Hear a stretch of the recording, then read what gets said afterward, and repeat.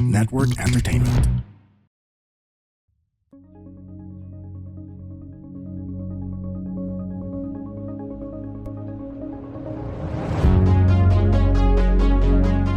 And welcome to my podcast, the RJ Ledesma Podcast. In my podcast, I like to speak to business owners, entrepreneurs, and visionaries to learn more about how they think about doing business, what are their success secrets, and how we can replicate them in our own businesses.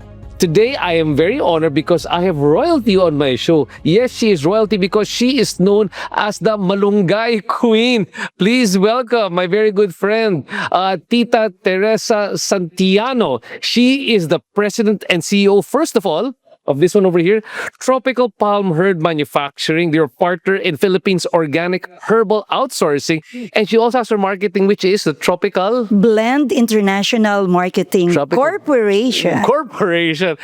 Madam, thank you so much for joining me. It's such a pleasure to have you here. Finally, nakausap na kita dito sa podcast ko. Finally, ako pa daw yung parang ako nagmamakaawa sana to be your guest. Of course I'm not. so honored to be here. This is my protege. Long time before. In 1987. Mga 87, 88 pa po tayo nakakilala. But before that time, hindi pa siya royalty. Actually, we met many years ago nung ako isang talent pa. Diba? For the people who might know out here, diba? I was doing a commercial called Royal True Orange. Pero bago ako nag-Royal True Orange, I actually did a lot of, I was a talent for many shows in like Children's Hour ni June Keatley. And eventually, for people who remember, may Junior News Watch sa RPN 9. And guess what? You can tell the story from there. Yeah, we started with Junior News Watch with Channel 9. Ang ating mga junior newscaster before is si Janice de Belend.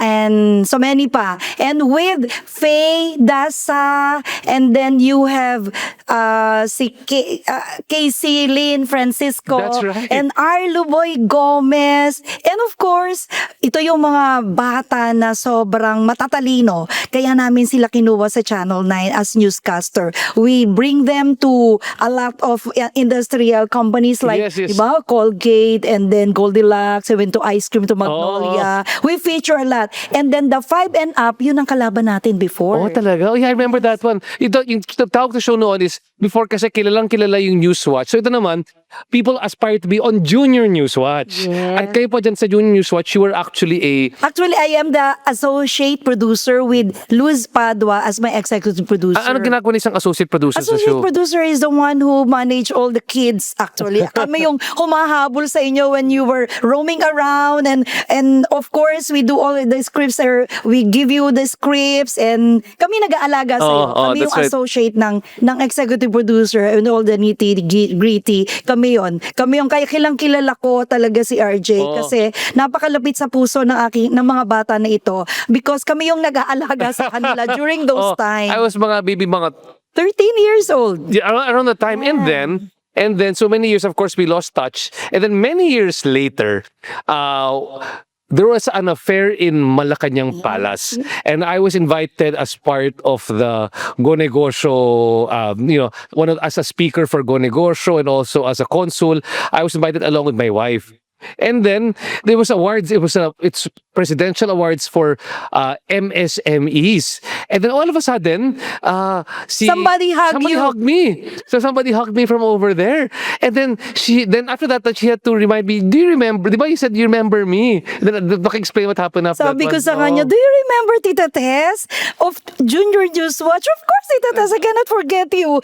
And then you began introducing me to all the Joey Concepcion, and Tita Tess, and then also to everyone. And I was so elated. I was so popular then because you introduced me to so many. You're so popular now. In fact, she's wearing now a new hat. In royalty na siya. Tita Tess, I am the Presidential Awardee for Southern Luzon. I got to shake hands with the President, and I'm so honored kasi sobrang nakakataba ng puso to be chosen as the Southern Tagalog Presidential Awardee for 2024. And then first time yun na Republic Act kasi ang MSME Presidential Award. It's not just another award for so many, like ang daming award. It is award is created for the MSME by the President of Malacanang. This is a Republic Act. And what tell us a bit more about the company so that people get to know. You won because what was the company all about? Okay, Tropical Palm Herb Manufacturing is with in this business of herbal manufacturing for 12 years now. And we have this advocacy to help the farmers to really give them all the accolade, because our farmers now are really on their law, because walang nagbibigay sa kanila ng salutation. So ito, because of our herbs that we got here, all the herbs, the malunggay, the lagundi, sambong, now that we have the pandemic, nagkaroon ng awareness ang Filipino na meron pala tayo sa backyard that we can get. So, mas naging health conscious sila nung pandemic. Yes. Not only the other countries like China or Japan or the Korean who just drink the tea. Now we also drink the tea. We are also an advocate of wellness. Lahat makikita mo in all the Mercury, the Watsons, they have all the line of herbal products. I see. So kaya naman, you are actually both a producer of these herbal products. At the same time, you're also people that they can go to you if they want to have their own herbal products, and you can rebrand the products I tell also manufactured products tall for others. Ano ibig sabihin ng tall manufactured? Tall manufacturing is I do your, you don't have to do anything. You just sell the products. Like I do the coffee, coffee mixing, I do the capsuling, I do the tea bagging, everything that you wanted with your business. Kami yung gumagawa for you, and you just sell it. Wow. And then, paano ka nanalo ng prestigious award na to? How is it like? I'm sure marami kang kakompetensya dito when you're going for the award. We're around 90 plus, all over the Philippines. And then, you can see my pictures of that presidential in MOA. We were there sa Wall of Champion. We were given a place there with all the winners of the Presidential Award for 2024. Wow. What made you different? I became the winner because empowering the Filipino women also, and giving them all the working them with the farmers. And then we have also the financial that escalade from zero to gold. Yan ang tawag nila sa akin. Wow. Kasi from rags to riches talaga eh. Because of this, Japanese that I met during the period that I am looking for a good business. Kasi nung I resigned from Channel 9. Let's go back to the kwento. So I want to know the kwento. So let's look at the kwento of how you built tropical palm manufacturing, diba? And I want to know because syempre, my background of you is you were an associate producer and then you resigned. So then what happened from that time, and how did you build a business? Ganito kasi yun. There was this EDSA revolution, and that this EDSA revolution made a downfall for RPN9. That's right. So we closed siya. Kasi government station siya noong time na yan, diba? Because RPN9 is government and then sequestered. So I resigned from RPN9 as early as 2004. So with that, the money that I got, I built 4 pasalubong stations wherein I sell mga chicharon and then mga goodies from all around the regional, because I became also the regional director for RPN9 for Region TV. So I go around the provinces. So I put up 4 pasalubong stations. That's interesting kasi wala ka naman, knowledge. Nung ulis ka, hindi ka naman entrepreneur nung ikaw ay nag-resign dyan. So paano, how did all of a sudden nagkaroon ka ng entrepreneurial spirit na gumawa ng 4 na stalls ka? Paano ka nagkaroon ng lakas ng loob para gumawa ng ganyan? Basically, pag ikaw ay galing sa television, you are very resourceful, di ba? When I was in Channel 9, I go around the provinces like Davao, Cebu, Baguio, and then I got to see so many goodies like sa Baguio, strawberry jam, and then sa Cebu, piyaya. So sabi ko, why not me putting a pasalubong station and putting all this stuff in 4 corners of, parang sa market ba? They have all the pasalubong. So I suggested SM if it could have a kubo on the entrance, and then this is only a parang guinea pig for them Hindi pa, wala sila, ayaw nila ng ganyan. So, pinayagan nila ako. So, I was the one who had this first sa SM. SM Marikina, SM Novaliches, SM Fairview, and SM, so many malayo, dun sa Bulacan. So, binayagan nila ako. And then, this Japanese, when I was in one of the store in Marikina, a Japanese came. And then this Japanese, hey lady. So, why? Do you have these black seeds? I saw the black seeds. It's just little seeds, around 5 pieces. Yes, of course, I have that black seeds. But I don't know that what is this black seeds. Anong seeds ba ito? Sabi ko, sa isip ko na lang. Pero I have to say yes. Of course, I have these black seeds. Why? What do you want? Please give me 50 kilos of that black seeds if you have. Okay, come back after 5 days and I'll give you the 50 kilos. So I went to the province, to my auntie in Quezon province. And then this auntie of mine told me, oh auntie, ano ba itong black seeds? Itim na ito. At hinihingi ng Japanese, kailangan ko ng 50 kilos. Marami niyan dyan sa likod bahay. Pinapakain lang sa baboy. Pinapakain sa baboy? So kailangan ko ng 50. Kahit 100 pa, 100 kilos, you can bring it at home. Ay, pero wala akong pambayad. Ano ba ito talaga? Malunggay seeds. So sabi ko, malunggay seeds lang pala ito. Kasi when you have the fruits of the malunggay, have you seen the malunggay seeds? Mahabang fruit yan. Sa loob niya may pads. And then that white pads became black pag nainita na at natuyo. Okay. So that seeds, sabi ko, so I bought dala ko. Sabi ko, hindi pa kita babayaran, auntie. Kasi wala pa naman binayad ng Japanese. Sige, sabi, dalhin mo na muna yun. Pero bayaran mo ko, 250 per kilo. Sabi ko, wow, 250 kilo. So that's 25,000 kung kukunin ko yung 100. Oh, mura na yan. Sabi niya, dalhin mo na. So, ako naman, dinala ko. And then I waited for the Japanese. And then after 5 days, I waited. But the Japanese that came. Talaga? Sabi ko, naku, nabudol yata ako ng Japanese na ito. Sabi ko, so, hindi naman ako nawala ng pag-asa. I just waited again after 6 days or 7 days. Ika 7 days, I saw the Japanese coming out of the SM exit. And then, oh, hey lady, do you have now the black seeds? Sorry, I just got here. Sabi niya ganun. Okay. Oh, I have the black seeds. I have, how many kilos? 50 kilos? No, I got 100 kilos. Wow, 100 kilos. Oh, how much? Ayun ang tanong. Saan ko nga hanapin ang presyo? Sabi ko. So, that time, wala pang Alibaba, wala pang Shopee, Lazada, so I got Alibaba. So I searched in the internet before I came, I went to the store. So nakita ko sa Alibaba, it's 1,200 per kilo, 1,250 per kilo. So, nilakasan ko yung loob ko, sabi ko, I saw in Alibaba, it's 1,250 per kilo. And then nag-roll ang eyes niya. Okay, I will get everything. Wow! And then sabi ko, tinimes ko agad, that's 120,000 pesos. Sabi ko, okay, wait for me, I'll go to the bank inside the mall and I'll give you the money. And that started my herbal manufacturing. I didn't push with my pasalubong kasi barya lang yun this, I got, konti lang din kami sa competition. Wow. So this is basically how the business started. Now, I like it na, you choose out of resourcefulness. In fact, yung ginawa mo, it's sort of the same lesson I got from one of my mentors, si Joe Mag ng Potato Corner. Sabi niya noon, when people approach you with an opportunity, you say yes, then humanap ka ng paraan kung paano gagawin yan, di ba? That's what I wanted to say lagi. Na you don't say no to an opportunity. Kasi lagi na lang may kasagutan yan. There will be an answer to questions. That's right.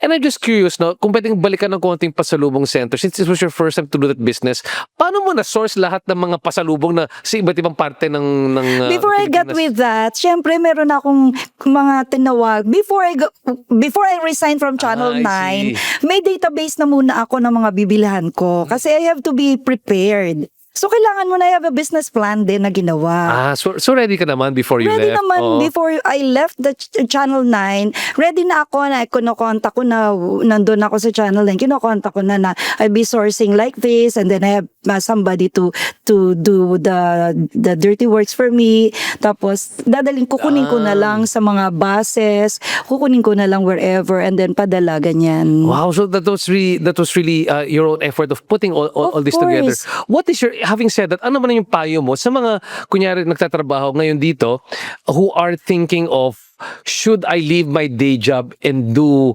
my side job or my own business? Ano, because you've gone through that experience also You as well. know what? Oo. I was really wondering, sa iba kasi, you just opted to be a worker sa isang company.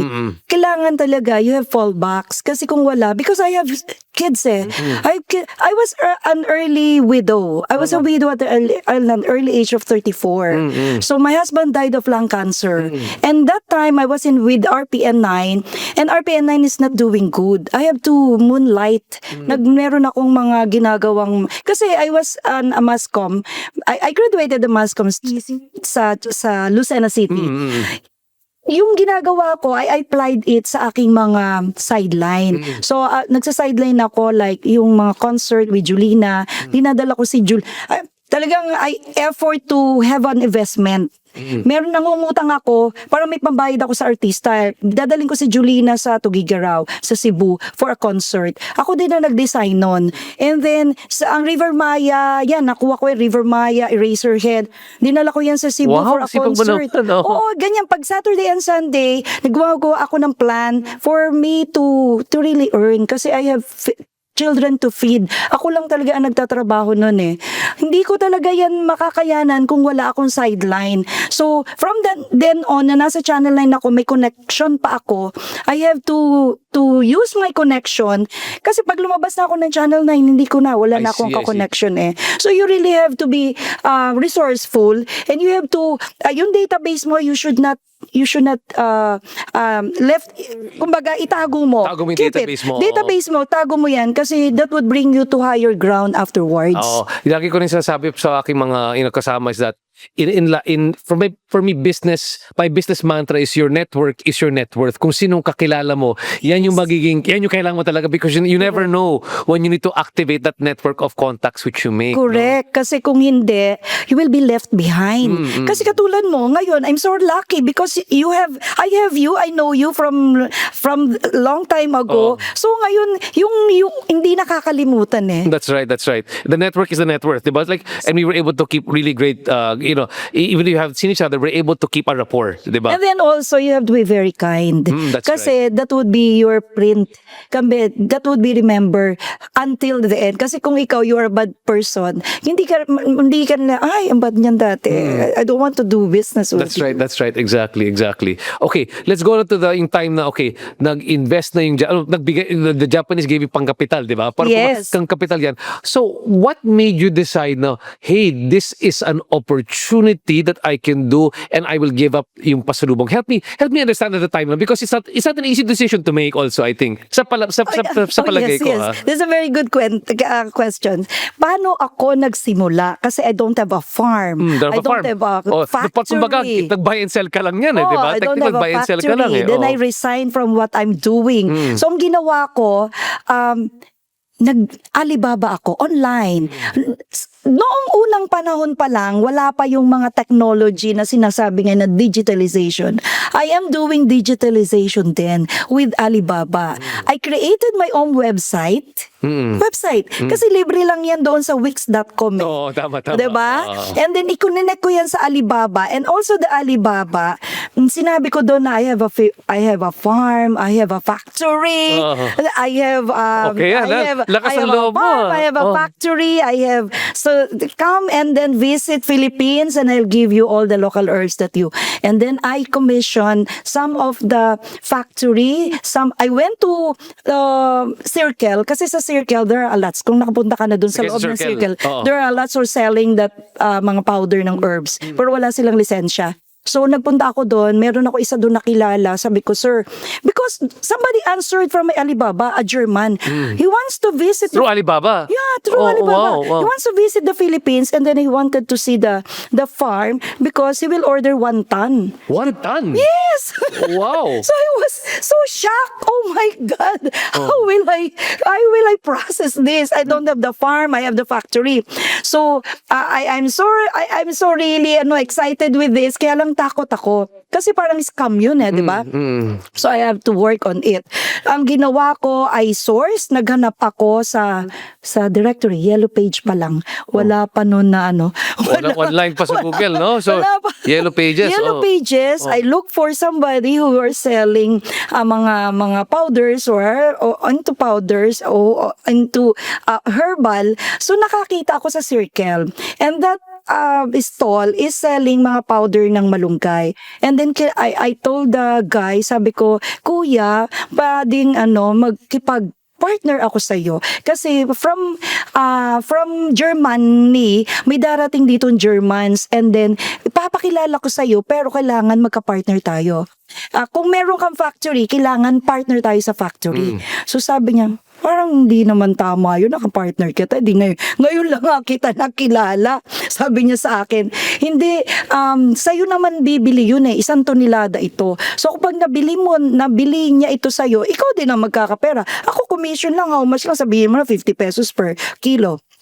O sige, gawa ako ng contract ngayon kasi syempre alam kong gumawa. Saan ka nag-gumawa ng contract? Because of all your years of working on RPN9, di ba? So I owe a lot to Channel 9, mga ganito. So ang ginawa ko, naggawa akong contract and then he signed and then after 1 week dumating ngayon yung client ko. So pinakilala ko siya, pinakita ko this is our factory and then we went to Quezon Province. My auntie has a malunggay farm. So this is our farm. Nag-shoot siya ngayon kasi ang kailangan ng German is an original photo. Hindi pwedeng mag-grab sa mga stock ng nasa Google. So yun, kaya siya bumunta and then he ordered around 1 ton of the malunggay. And since then, kaibigan ko pa rin ang German. He went, pumupunta sila every 3 or 4 years dito na we dine in. Katulad yan, last 2 years ago, he went and then order again. But not that's so many. Konti na lang. Okay. So from there, you kind of created your online presence for you. Yeah. And then, I'm curious, how did you build the business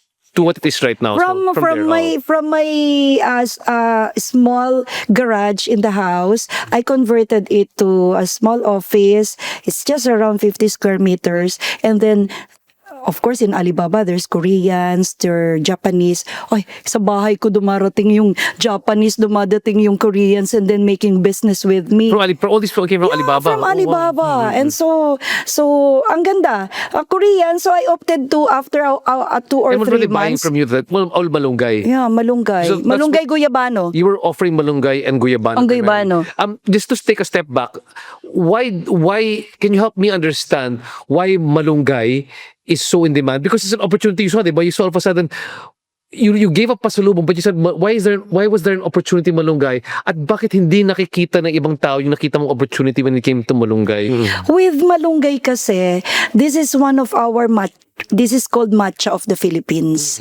Kasi yung malunggay natin, not unlike sa India, wherein the malunggay is big ang leaves nila. This malunggay is more nutritious than others. So parang sikat sa kanila ang malunggay. Ito sa radish horse stick, yata ang tawag nila dyan. So sikat yan ang malunggay sa iba. So parang compared to matcha, mas madali siyang i-harvest. Parang ganyan. So I don't know. Kasi ito ang hinahanap sa akin even also the Koreans pumunta ang SBS Korea went to shoot my farm and then feature ako sa Morning White program ng SBS. That was in 2017, di pa uso nun yung mga Korean novela. So noong 2017, na-shoot na ako ng SBS Korea kasi ang napatunayan namla is the guyabano, the graviola, the guyabano leaves is good to fight cancer. I see. So first you saw there's an opportunity both in malunggay and also guyabano. And before I move there, lastly, why do they like Philippine moringa yan, di ba? Moringa. Moringa. Why in particular are these countries coming to the Philippines for moringa? The way we process, because it's clean, I'm sorry, but India, they don't know how they process it. But in the Philippines, we process, so our GMP, our good manufacturing procedures, maybe. Kasi doon, if they will buy from India or some others, they can find sands, they can find some unnecessary. So they opted to buy from the Philippines because it's clean. Okay. And then it's nutritious and it's delicious. I see. In India, it's bitter. I see. Our malunggay here is not mabaho din kasi mabaho yung ibang malunggay eh. So our is most potent also and mas masarap. I see. And then, what is the opportunity in Guyabano, and particularly in Philippine Guyabano? Philippine Guyabano was tested by the Korean government that it could cure cancer. So I exported the Guyabano 5 to 10 tons in 2016, 2017, 2018 before the pandemic. Wow. Ganun kalaki yumaman talaga ako sa Guyabano. So, ang daming Koreans. malunggay and Guyabano yan, parang gold mine natin malunggay and Guyabano over here. Kaya lang, when the Koreans came and then they are all here in the Philippines, they are the one making. Because those Koreans came to my factory because I built my own factory. And then they will say, Madam, can I go to your factory? I want to see how you process. And me naman, I was very open. Okay, come to the factory. And then copy na pala nila. They all copy. And then they already build their own and they're the one now exporting there. But how do you? Well, that's a good question. I'm gonna go there. How do you feel about that? That you're very generous. You're saying, parang, it's okay because anyway I can always create a new. How do you feel about it? Do you feel parang, do you feel sad about it? Do you say, oh, that's okay, that's another lesson learned, or there is something to be learned and something that can become improved on? But what do you feel? Kasi ako basically I am very generous. Siguro this with my parents kasi they're very generous people.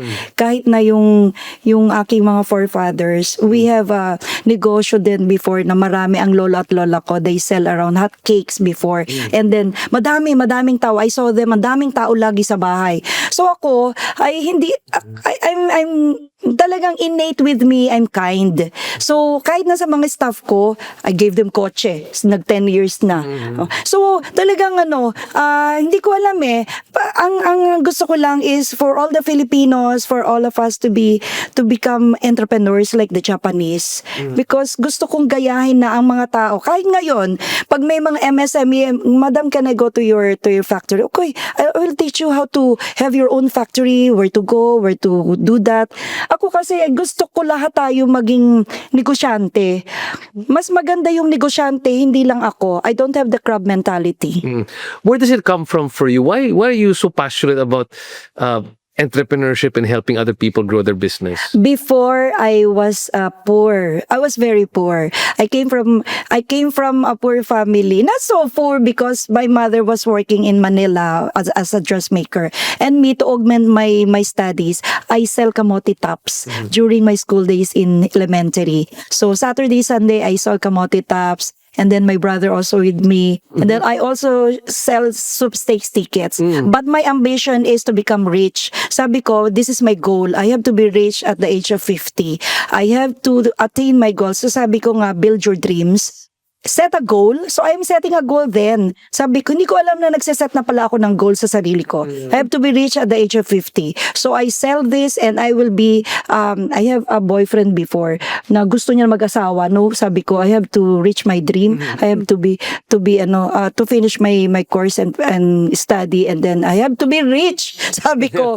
So at the age of 50, sabi ko, I have to be a multimillionaire, not only a millionaire, a multimillionaire. I can buy my everything. I have my cars, my luxury, and also lahat. Yun.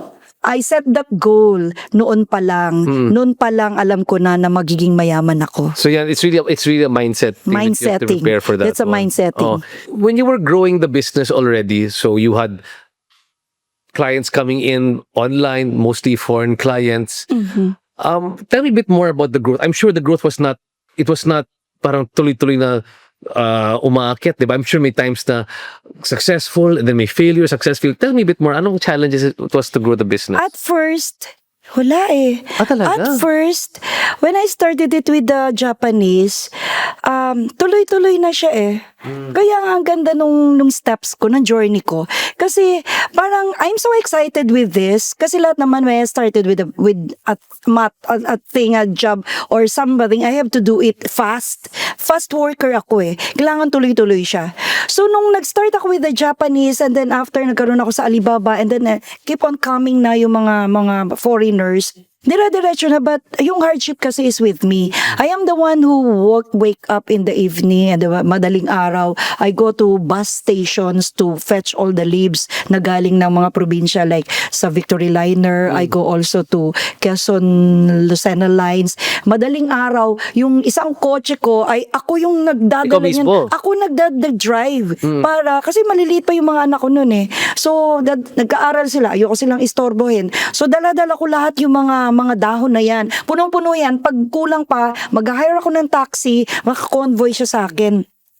So, yun yung hardships. Pero yung business journey is paganda ng paganda siya. Wow. And then, kailangan ko nang umanap ng office. Ito na yung hinanap ko na yung office na nagrent ako ng 10,000. Pikit mata ko, sabi ko, kaya ko na to. So, I rent an office and then yung bahay ko na nasa Montalban, unti-unti ko na siyang pinagawa as factory. Kaya, dire-diretso siya so, unti-unti mo ginawa para di lahat ang gastos sa isang baksak. Ginawa mo overtime. So, yung bahay mo, ginawa mo factory? Ginawa mong factory. Wow. So, tapos eventually, after 3 years, nabili ko yung loteng bakante doon na around 150 square meters. Ginawa ko lang malaking factory. Ginawa ko na siyang malaking factory lahat. So, yun. Kaya ako nagka-factory. Wala siyang lull moments eh. Wow. Dire-diretso. Kaya nga, in 5 or 6 years time, madami na akong pera. Sorry. Oo, napag-aral ko na. Tapos, I have already 25 employees. Wow. And then from 4 employees during my periods storage ko na, ay sa grahe, na 4 or 3 lang sila, naging 10, and then after naging 20, and then 20, I have 45 employees now. Wow. I want to ask, so when you're putting the business up, like, for example, it was malunggay. First of all, you were doing buying and selling of malunggay. How did the business evolve from there? So from originally buying and selling ka, how did you evolve the business further from there na more products, and eventually sabi mo kailangan mo ng manufacturing na or you have to make a warehouse na. Explain to me how it got from buying and selling to putting up a warehouse already. Kasi ganito eh, parang it's God's will. Parang somebody is working on me, si Lord. Hindi ko alam kasi tuloy-tuloy it's coming into my mind kung ano yung pwede kong gawin. So, ako actually, yung processing is, I learned it from Google. I learned it how to, yung pulverizing, and then, hindi mo alam yan eh. Where will you learn it? Wala pa namang kapatid mentor mi nun. Wala pa namang magtuturo sa'yo how to do it. So, ako, parang naiisip ko lang ba na pag nagigiling ka ba ng karne, so, pwedeng gilingin mo din dyan yung malunggay o gilingin mo din yung daon dyan. So, maliit pa lang yung gilingan na ginawa lang, customized lang. So, afterwards, nag-order na tayo ng malaki na talaga industrial. So, it kept coming into my mind kung ano talaga ang pwede kong magawa. So sabi ko, yung powder, meron magsasabi sa akin na, ma'am, pwede bang bumili ng powder? Pwede ba ikaw na lang din ang mag-repacking? Pwede naman. So, sila kasi ang nagtuturo sa akin. Kasi wala kaming, products na ganito, pwede papadala kami ng pouch, ilagay mo yung 100 grams dyan, and then divide mo, sige, sabi ko, gawin ko. So, nag-evolve na ganon. And then, yung capsules naman, wala naman akong capsuling machine. Sabi ko, ako ng Taiwan machinery, pwede ba mag-order ako? So, dumating yung capsuling machine ko, and then nakapagawa ako ng capsules. So, tuloy-tuloy siya eh. Wow. Walang lull moments na mag-i-stop ako. I have to innovate and diversified. Yung diversification ko is ang bilis. Yung manaabot ng mga nahuli na dati na ang tatanggal na nila sa negosyo nila, ganun pa rin ang ginagawa nila na nagtitinda lang sila ng powder na dati ako yung bumibili sa kanila. I see. Kasi yung naisip ko ngayon dito as I listen to you, it's the idea again na when the customer says, can you do it? You just keep on saying, Yes. yung philosophy, I can do it. And then ikaw na hahanap ka ng paraan na lang. Yes. I think it's very key for Kasi for ganito many yun, nung entrepreneurs, nasa Channel 9 kasi ako, there was a time that may superstar kami, superstar Nora Honor. Sabi ni Ma'am Rocky Zervulacos, yung executive producer ko, Marites, kumuha ka ng parol. Parol, kasi parang merong trivia. Yung parol, ano pa lang yun parang July. So, parang kukuha ng parol ngayon, ma'am, sabi ko, basta maganap ka. So, ako naman, isip-isip ako, sabi ko, nakikita ako sa Divisor, sa Quiapo, niyan sa ilalim ng tulay. Doon pupunta ako. So, may parol ako. Nagpagawa ako actually. Wala pa silang parol. Nagpagawa na lang ako. Parang ganun lang. Parang you have to think with outside of your comfort zone. Kailangan gumawa ka ng paraan. Hindi pwedeng wala Kung gusto, sabi nga, kung gusto, may paraan. Pag ayaw mo, wala talagang magagawa. So what you really gained, and I like to explain to people, you don't lose anything from your previous job. Like I've had other guests here na kunyari noon, like si Jonalyn Season, yung gumagawa ng deerskin, yung products niya. Yes. She was a nurse. She was a nurse, di ba? She was a nurse, then became a medtech and all these things. I mean, those skills na gamit niya to produce a product. You also, your what you learned in mass comm, what you learned in television, broadcasting, yung resilience mo, yes, yung how to be resourceful, nagamit mo rin, lahat nagamit mo. Can I ask, I'm figuring, what skills did you also were able to use from your training in broadcasting na nagamit mo sa entrepreneurship mo? My dealing with people, my communication skills, encouraging them to patronize our products. Parang kasi and creativity, of course. Kasi you have to be creative. And then the tasting of the coffee. How would I make it taste good? Because I have to be creative. I have to bring all the necessary functional ingredients. Kailangan kumbaga namumulaklak. Kailangan it should be artistic. Kumbaga, you have to put something like, sa isang kape, kailangan sobrang sarap niya. Hindi lang siya masarap. I see.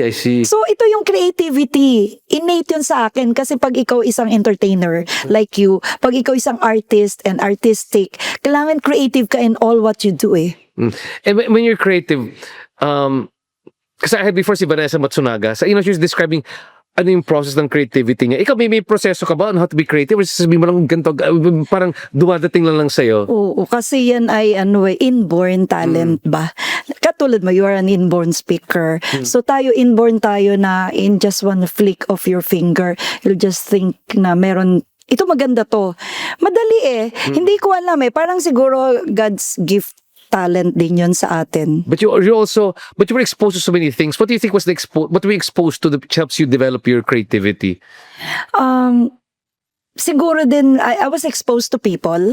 Kahit na, kasi noon, ini-interview ko si Madam Gloria Arroyo, I bring all the children. Kasi after you, yung mga, nag-create uli ako I was the executive producer din na, nung Junior Newswatch. I see, Nag-Junior Newswatch ako, ni-revive ko siya, dinala ko yung mga bata sa Malacanang, and then we had an interview with Gloria Macapagal Arroyo. So, kumbaga ako, I can talk to the very, very grassroots. I can also talk to the higher ups na kahit na sino pa yun. Hindi ako nahihiya. Ang kapal ng mukha ko. But kailangan mo sa negosyo, di ba? Kapal ng mukha, di ba? Lakas na loob, kapal ng mukha. I mean, kung wala ganyan, you wouldn't be where you are right now pag hindi ka ganyan. Tita Tess, paano naman pag yung negosyo niya? Because people are always thinking, sana ako kukuha ng kapital para lumaki yung negosyo mo. Ikaw, medyo that's swerte, but it was opportune time. The Japanese, I mean, hulog ng langit yung Japanese client mo. They were just resourceful over the time. But other entrepreneurs are thinking, saan ako kukuha ng kapital para magpatayo ng negosyo? At kunyari sa'yo, napalaki mo yung negosyo mo, humihiram ka ba sa bangko para magpalaki? Tell me a bit more in terms of, for entrepreneurs when it comes to financing, how should they be creative when it comes to financing? Ito lagi yung saying ko kapag ikaw ay pinanganak ng mahirap, pag pinanganak ka mahirap, dapat hindi ka mahirap, mamamatay. Sabi nga pag pinanganak kang pangit, hindi ka pangit ka kasi pangit yung magulang. Pwede. Pero ngayon hindi na pwedeng pangit ka, magiging pangit ka pa rin pagdating ng araw. Ang dami ng siyensya, 'di ba? Parang ganun lang yun Kapag Kapag ikaw ay mahirap at gusto mo magnegosyo, you have to outsource. Gawa ka ng paraan. Ang daming utangan, ang daming binigay ng DTI, ang daming medium na pwede kang gumawa ng paraan. Kaya yung iba, nagtataka nga ako sila. Pag sabi nila, wala akong puhunan, sabi ko, may lisensya ka ba? Yun pa ang isa. Pag ikaw magninegosyo, kailangan kasi you have to make your business legal. Breathe in and out. You deserve peace, and sometimes peace starts with a clean home. With CleanWorks, you don't just get a spotless space, you get mental clarity, professional cleaners, systematic service, hygienic, safe, and stress-free. Let CleanWorks handle the mess so you can focus on what truly matters. Rest, family, or just your time. Clean space, calm mind. Book now at CleanWorks PH on Instagram or Facebook, or call 0966 200 6910 to schedule your cleaning. Because self-care starts at home. Yun yung isa kong ginawa Nung Japanese na yun, may pera na ako, punta ka agad ako ng DTI. And then I have to revise my DTI permit into the hindi pa manufacturing, it's tropical palm marketing. Yun pa lang muna. So ang ginawa ko, nagpa-legalize muna ako ng aking negosyo for setting na dapat gawin ng isang magninegosyo. So nag-DTI ka na, gumawa ka rin ng iyong BIR ng tax mo. Kasi sa tax naman, wala ka namang babayaran kasi gagawin mo, mag-a-apply ka sa barangay Bambi, barangay micro enterprise. Merong ganyan sa DTI. So ginawa ko yun, itinuruan ako ng DTI. Hindi pala ako magbabayad ng aking tax. So mag-a-apply ka pa rin ng tax mo, salagay mo lang 0-0. So wala kang babayaran. Nung nagkaroon na ako ng lisensya at meron na akong BIR, dumating na yung opportunity for me to make loan. Pwede ako mag-loan kasi meron akong papakitang license. Kaya ako nag-grow. Kasi ginawa kong legalize ang business ko. Hindi ako, yung meron akong resibo. Kasi pag wala ka ng mga ganito, hindi ka magiging wala kang personality. I see. But saan ko humihiram noon sa small business corporation, sa bangko? Help people understand. So when they go to the whole process of they know na how to go about it. Lately na lang yung business kasi business niya ito SB Corporation is just very late because of the pandemic, because diba? of the pandemic. Pero before, naglo-loan ako sa mga financing. Yung financing kasi kailangan meron kang papakita. So yung mga financing institutions, marami naman yan So doon lang ako naglo-loan. So naglakas loob ka lang ng gawa ng ganyan. Pero nagkaroon ka ng lakas ng loob kasi may tumatakbo ng negosyo. May tumatabong negosyo, pero kailangan trabahuhin mo kasi yun. Hindi naman kasi ang negosyo sustainable Kung hindi mo siya tatrabahuhin. Kailangan ka rin magkaroon ka ng conviction na you will have it continuous. Kasi pag hindi continuous mo itong gagawin, you will fall. I see. When you were when you were growing the business, when was the point na parang when you stopped and said to yourself also, parang wow, malaki na ako. Kasi I call it the aha moment. Yung parang moment na parang parang nakarating na ako, arrived na ako, di ba? What was that point for you? You didn't realize na malaki pa rin yung negosyo ko? No, nagkaroon ako ng downfall. Ito yung sinasabi mo. Because of the Typhoon Ulysses. Oh, okay. That Typhoon Ulysses was in 2020, where my factory was submerged into deep water up to the second floor. Oh, wow. And all my 20 machines were devastated. Oo. So that was the time na halos 1 month wala kaming operations. Pero because I have something in my bank, meron akong, yung isang itinuturo ko sa mentoring ko, na when you are doing business, you have to save. Hindi lang lahat yan ilalabas mo. You have to have 3 buckets. Yung one bucket mo is for your expenses, another bucket is for your supplies to be paid, and then the third is for your savings. So mabuti na lang nakapag-save ako, kasi kung hindi ko mapapasweldo yung aking mga empleyado, kasi hindi naman ako nagtanggal ng mga empleyado after that sila pa rin after 1 month na nabaha ako, and then itong DOST came and then helped me to survive all my machines. Then binigyan nila ako ng makina. And also Typhoon Karina just recently in 2024. I was devastated again, and then DOST helped me for a grant of 3.8 million of machines. Wow. So in other words, what made you feel yung moment na parang malaki ka na is the idea na I can survive this crisis? Parang ganyan, di ba? Because I had the financial capacity to survive Yes. the crisis. Pero that was devastating, kasi nakakalungkot, kasi yung mga pinaghirapan mong makina was hindi mo na magamit. But what do you, so when things like that happen to you, what should be the mindset of the entrepreneur? Kasi syempre, I mean, many of us, I've gone through the same thing na talagang devastating things happen to your business. How should you cope with it? What do You have to, if you fall, you have to rise. Sabi nga, you have to rebuild and recover. Kasi if you will not recover, kawawa naman din yung kumbaga meron ka ng legacy na you have to cling on to that legacy that you will cherish until you die. So talagang paghihirapan from zero back to zero, pero kailangan ayusin mo at palaguin muli. So nandyan naman ang ating mga clients na hindi umalis. Alam mo ang ginawa ko noon, meron tayong mga partners na kapareho ko rin yung negosyo, nagpagawa ako sa kanila ng produkto na lang. ng produkto. So parang habang sinors parang in-outsource mo na lang sa kanila para gawin. kahit hindi ako kumita, at least hindi sila nawala sa akin, kasi still we go on. So the clients can continue to rely on yes, you. yes. I see. Yun ang ginawa I ko. see. Na akala ko ba nabaha ka? Bakit nakapag-manufacture? Secret. Ikaw naman din, when you look at yourself right now, I mean, like in front of me right now, we've got all your different awards here, no? So for you, that's a parang a stamp of wow, parang approval ng magandang negosyo. But for you, what is your biggest personal achievement that you feel in business that really means a lot to you? Was it the awards, or is it something else? Is it more than the awards? My award perhaps is all my children, kasi they are all we are solid.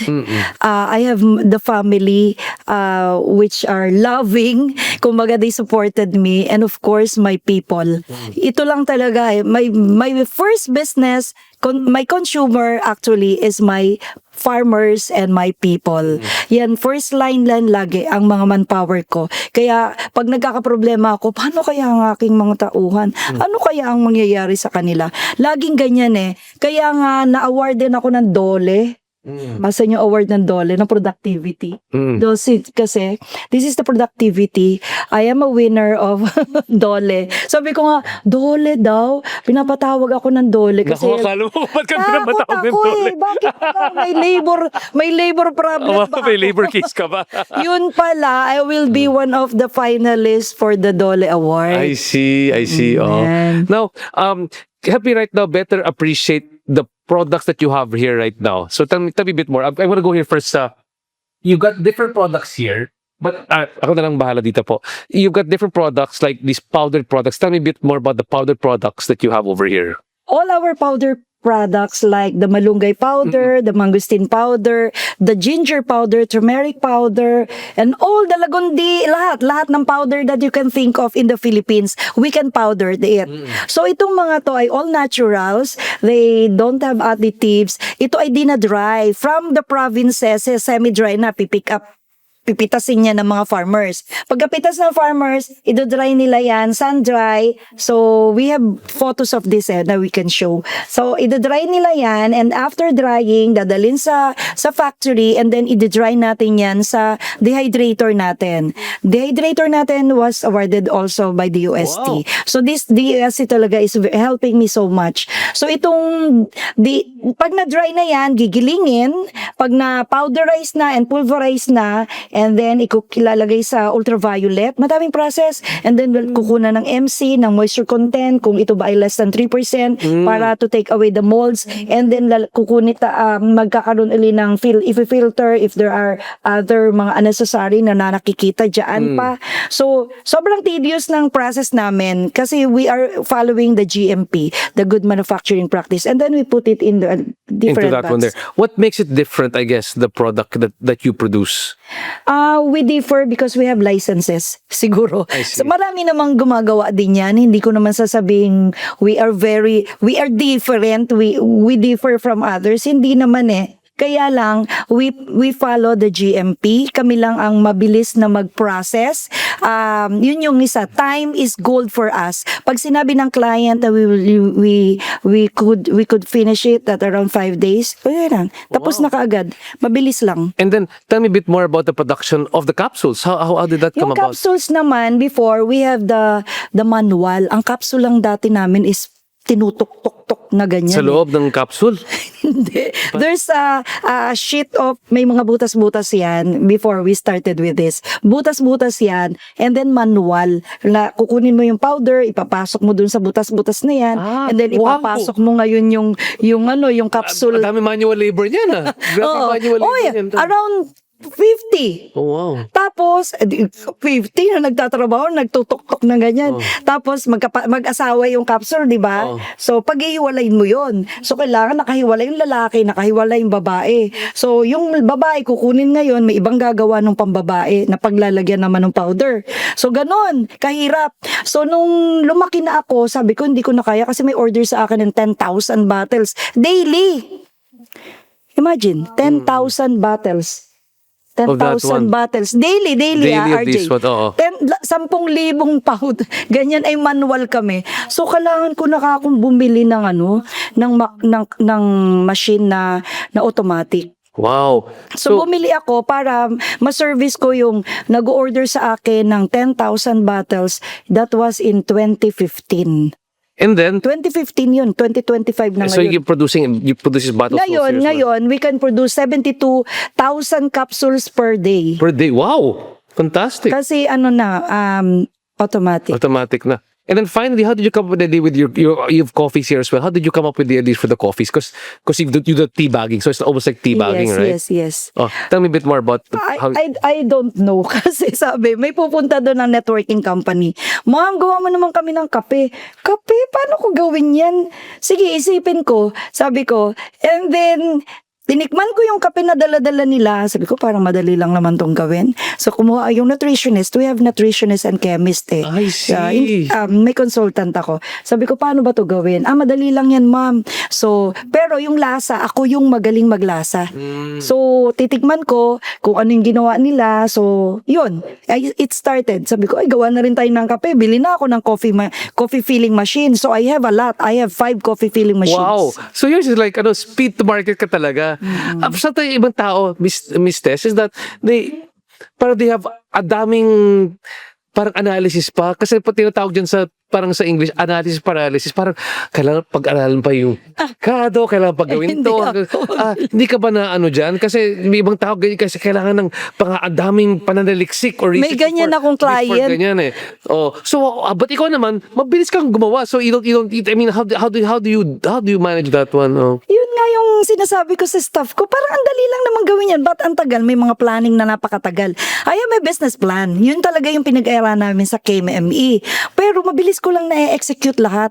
Mabilis eh. Hindi ko alam kung bakit. Parang gusto ko tapos agad. Ayoko din ng matagal na proseso. Pag sinabi ng client, ma'am, pwede bang matapos ito ng 7 days? Tapos yung kape ng 7 days. But the packaging, yan ang matagal. Hindi ko hawak ang packaging. The packaging would cost you, would entail around 15 days yung paggawa ng box. Paggagawa naman ng sachet, pag may design pa yan, it would take you around 15 days, so 1 month na yon. Pero yung paggawa ko lang ng kape, wala pang isang araw nga lang siguro, tapos na yan eh. Have you ever produced a product before that did not work or that failed?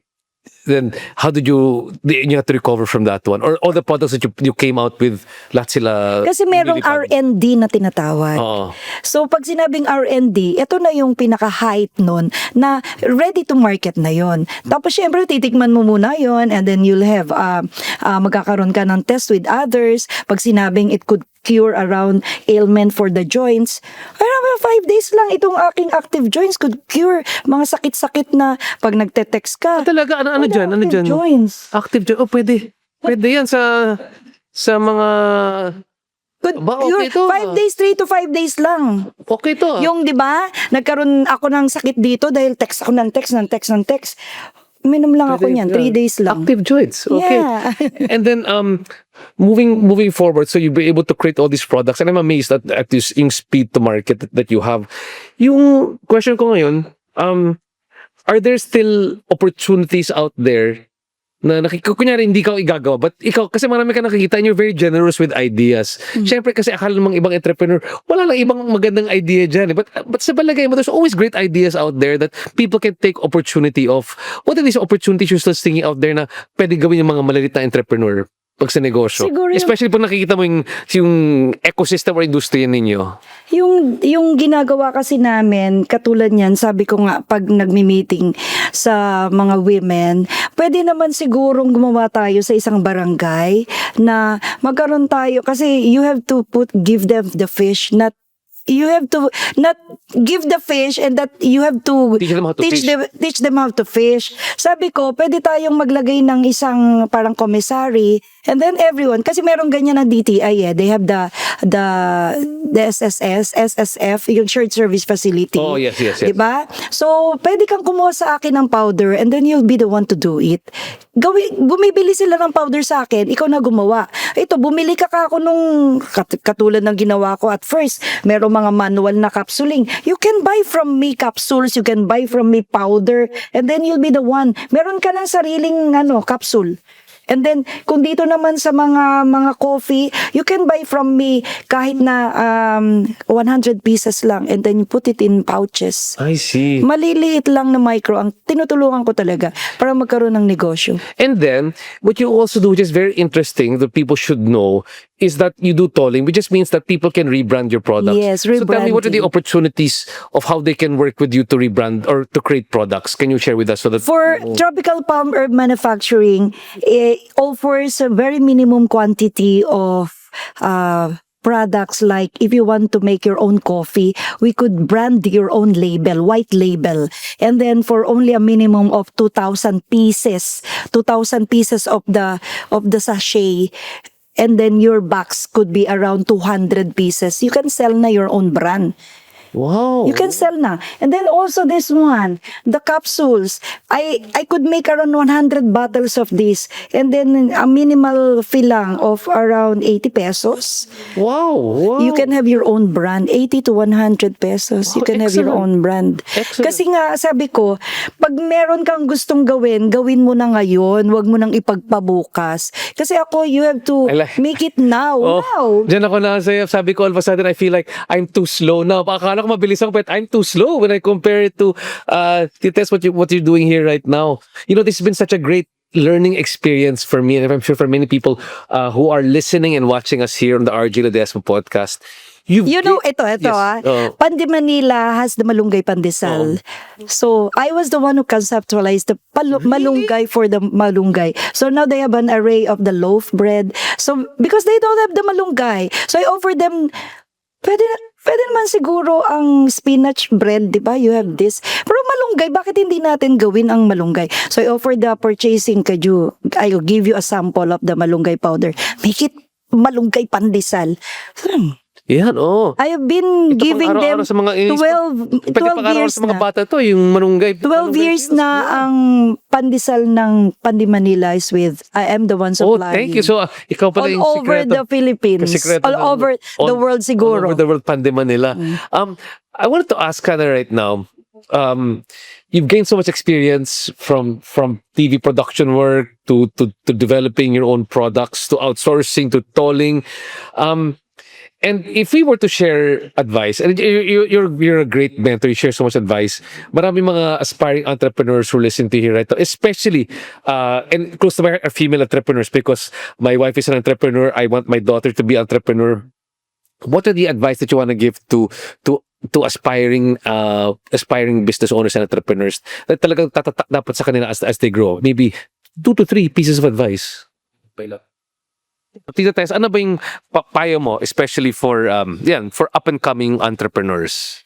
One of my mantra, lagi ko tong sinasabi pag merong ganitong interview, if your plan fails, do not change your goal. Change your plan. Change your plan. Take another route, but do not change your goal to become rich. Ganun yung ginawa ko kasi. Marami akong heartaches kasi syempre I was a widow at an early age. So hindi ko pa rin inalis sa isip ko na mayayaman pa rin ako. Kasi I was very down. My husband died. I sell all my property. I lost around 6 million during in 1996 to 1999 when he died in 1999. So lahat ng property ko nabenta ko na. I was washing the clothes of my children. I was sending them to college and to their schools. So, parang wala nang pag-asa eh. Parang mahirap makabangon. Pero I do all the nitty-gritty works. Kaya sabi ko, hindi ko bibitawan ang goal ko to become rich. So, yun.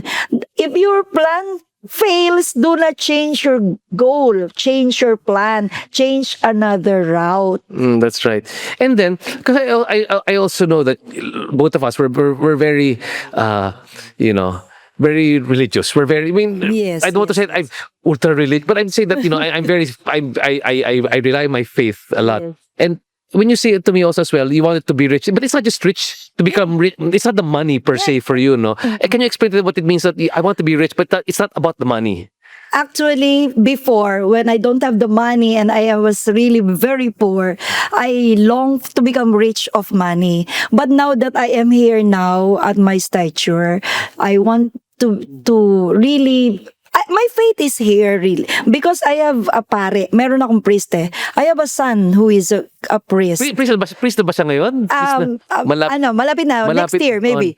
Wow, what a blessing! What a blessing to the family. Oh. So yun. So bata pa lang sila. I was sending them to the church para maging altar boys. Lahat yung mga boys yan, altar boys yan eh. So, sa Ateneo sila nag-aral, nung elementary sila, hindi ko na kaya yun nung namatay ang asawa ko. So, but my eldest who graduated in Ateneo, siya lang naiwan doon from kinder, elementary, high school, college, doon siya nagtapos. Hindi ko siya inalis doon eh. Kasi yun yung dream ko eh. Na atinista siya hanggang matapos. Kaya kahit nahirap talaga ako. You make the effort for him. Effort talaga ako na huwag kang aalis dyan, kakayanin ko yan. And itong anak ko, nakapagtapos naman din lahat sila. Pero hindi na sa Ateneo. Pero maganda din naman yung school. Pero exclusive school sila lahat. Ang dami kong anak. I have 7 kids. 7 kids? Kaya nga eh. Oh, and you were a widow at 34. No, I mean you're so that means that was really quite a. I mean the family became such a motivation for you. But now it's like, but you're when you say rich, it's more about wealth. It's not the wealth about. It's not. Yeah, the wealth. I am wealthy now because so many loves me. My people loves me. My manpower loves me. Marami nagmamahal sa akin, alam ko. And of course, marami akong nagawa sa kanila na yung dating mga farmers ko na kubo-kubo lang ang bahay na giray-giray yan ha. Kumbaga, shanty talaga. When I was starting, sabi ko, yayaman tayo dito. Pag magmalunggay tayo. Ngayon, ang mga bahay nila, bato na yan. Oh, wow. Magaganda na ang house nila lahat sa probinsya. Tapos ang aking mga staff naman ay yan, yung isa kong nag 10-year-old, binigyan ko siya ng kotse. Walang bayad yun ha. Yun ang award ko sa kanila for, yan yung kasama ko sa Divisoria na namamalengke. Wow, how nice. So it's how Up to now, hanggang ngayon 12 years, nasa akin pa yan. Ay, yung akin lahat ng mga supervisors, I gave them yung motor naman sila. Gusto nila motor. Wow, so it's really giving back. What's important for you is giving back to your people. And finally, because your kids are working now, some of your kids are working for you. Yes, thank you. Tell me a bit more about how to train your kids to also have that sort of entrepreneurial. Kasi sometimes nasa parents lang yan, di ba? At hindi na ililipat sa mga anak nila. How do you make sure that the kids are also trained to be entrepreneurs? Actually, before, they don't want this business. Sabi niya, ayoko niyan, mami. Parang it's not our line. Gusto nila career-oriented. Kasi those kids are born in 80s. Ganyan yung mga 80s babies eh. 80s baby ka, di ba? No, 70s pa nga eh. 80s baby kasi, they wanted to be a career, good at their career. IT, ganyan, teacher. Kasi my eldest is a teacher na so, gusto nila, ayaw nila ng ganitong negosyo. But they saw siguro may success. At din wala na rin din, ito magmamana, sayang naman kung bibigla akong bibitawan na nawala na lang, na hindi na lang napagpatuloy. My son, who is the Vice President for Sales and Marketing, si Dom. So, siya yung nagmamanage ng aking marketing. And then si Angel naman is with me sa factory. And then yung pari ko is bibigay-bigay ng insights yan sa kahit na may GC kami. Pag meron akong mga problem, nagbibigay din siya ng konting tulong, ng ideas. Siya yung Chief Spiritual Officer. Yes. Parang yan. Prayer warrior na. Prayer warrior ninyo. Yes. Tapos, yan. Tapos din yung aking isang daughter naman is magaling din naman siya sa, pag wala ako, I was away, siya yung like nung nagkaroon ng Go Negosyo with Joey Concepcion, siya yung nag-attend for me na nandoon si First Lady, nandoon lahat. Siya yun. Kasi I was one of the chosen na kasama ng First Lady. So, ang swerte kasi nandun si First Lady, nandun yung ambassador ng US. So, ang galing. Napapakinabangan ko ang aking mga anak. And then yung isa naman is nagpo-photo-photo siya sa akin. Yan, kompleto na. Family corporation talaga, Yes, family yes, business. yes. Miss Tess, it's been really great interview. We're about to wrap up already. Is there any one piece of advice that you want to leave all of the entrepreneurs and business owners listening? But I have to thank you, RJ, for giving me this opportunity to have a sit down with you face to face. And this really is an honor for me to be interviewed by you. And also, I was looking forward talaga na ma-interview mo kasi saludo ako sa'yo na narating mo ang lahat ng ito, ng your journey. I know you have your, at the back of you is your mom or your dad before. Kahit na wala na ito, you can be popular. But you make your way, you make your journey, you made your life na ikaw talaga, you created your own. Your niche is, you are the one who created it. Ay, salamat po. Because God is good. God is good. That's why. Siguro mapapayo ko lang sa kanila is, mahirap talaga na magnegosyo. Mahirap at first. But if you have the passion, ito lang talaga yung meron burning in my heart, the passion to do what you wanted to do, to be out of your comfort zone, you can do everything. And with God with thee, lagi kang tatawag sa Kanya, huwag mong kakalimutan. He will be with you in all the things that you will be going to do any time of the day.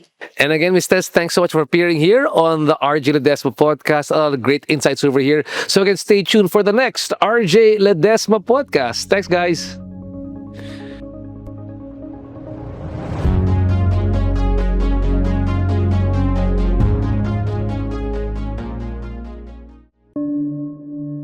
Breathe in and out. You deserve peace, and sometimes peace starts with a clean home. With CleanWorks, you don't just get a spotless space, you get mental clarity, professional cleaners, systematic service, hygienic, safe, and stress-free. Let CleanWorks handle the mess so you can focus on what truly matters: rest, family, or just your time. Clean space, calm mind. Book now at CleanWorks PH on Instagram or Facebook, or call 0966 200 6910 to schedule your cleaning. Because self-care starts at home. The opinions of podcast creators, hosts, and guests are not necessarily reflective of the official stance of the Pod Network Entertainment, its hosts, or other network programs. The content created by the people behind the podcast is personal and not meant to harm any religion, ethnicity, group, organization, company, or individual.